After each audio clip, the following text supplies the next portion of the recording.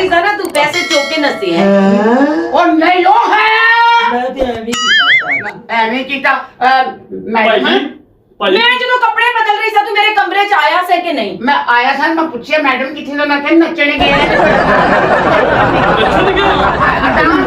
ਹਾਂ तमीज नाल साडी रिज़क रोटी है नचन नुचन नहीं सुनाना ਓ ਐਵੇਂ ਲੜੀ ਜਾਂਦੇ ਹੋਗੇ मेरे पैसे ਇੱਕ ਮਿੰਟ ਇੱਕ ਮੈਂ ਹੋਵਾਂ ਇੱਕ ਤੂੰ ਹੋਵੇਂ ਹਾਏ ਹਾਏ ਉਹ ਕਿਤੇ ਗੱਡੀ ਥੱਲੇ ਹੋਵੇ ਇਹਦਾ ਤੇ ਬੜਾ ਹੀ ਚੰਗਾ ਲੱਗੇ छोटे के फेरे लगन डाकू तेरी धौन ला के ले जाना ਬਾਜੀ हाँ जी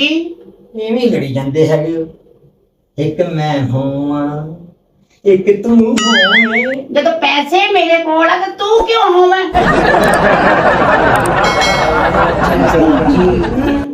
ਪਾਣੀ ਰੋਟੀ ਤੇ ਮੈਂ ਪੇ ਮੰਗਾਣੀ आज का बोल तेने पता नाल गोशी तू